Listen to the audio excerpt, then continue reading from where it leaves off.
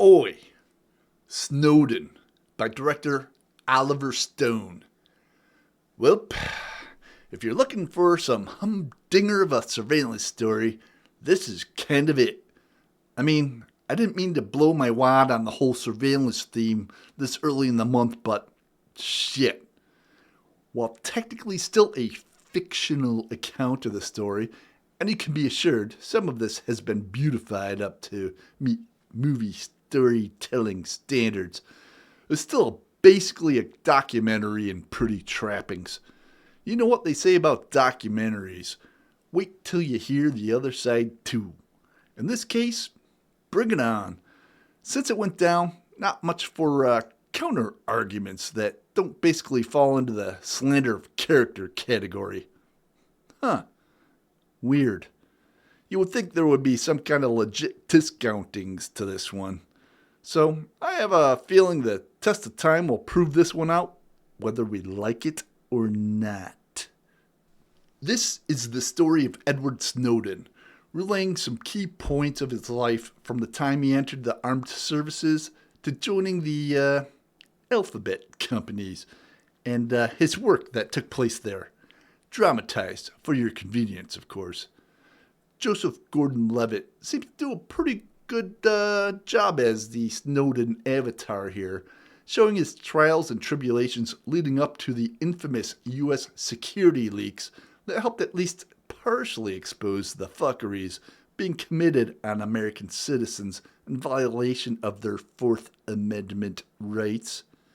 Plus, there's Nicolas fucking Cage. Sadly, this is almost too big of a story in a lot of ways. Even now, the implications are mind-blowing. Yet, here it is. Director Oliver Stone has made some interesting films over the years. Pretty prolific if you look at his resume. Platoon kind of put him on the map with anti-war kind of flick. Pretty well done if my past DMR is any indication. And it is. He's alternated a bit between Hollywood movies and the, shall we say, explorative fictions of history since then. This falls into the latter. It's based on real-life events, at least. How accurate? It seems pretty spectacular, wholly unbelievable, completely fictitious. But is it? Reporter Glenn Greenwald is the main guy that helped break this story in real life. I'm kind of surprised he isn't dead by now.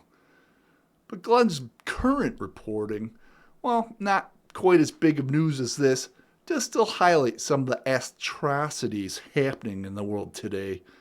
I want this to be fiction, because if it's not, it doesn't bode well for us overall. Some steps were taken to remediate the surveillance state that this narrative covers. But given the last decade, I don't think much was done.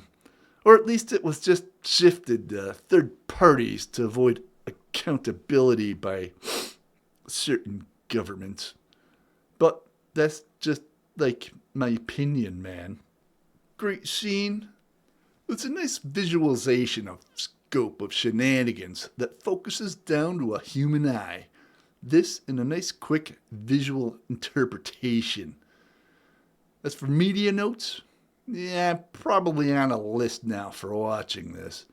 But if you're not on a list, you're doing it wrong. Yeah, fuck 'em. This is a good one to witness. Stone did a good job here in a pretty straightforward but engaging manner, highlighting some very valid points that are even more pertinent today, methinks.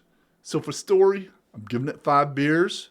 For look, I'm giving it another 5 beers. Well done. Everything serves the narrative and makes this a pretty interesting watch, even with the extended runtime.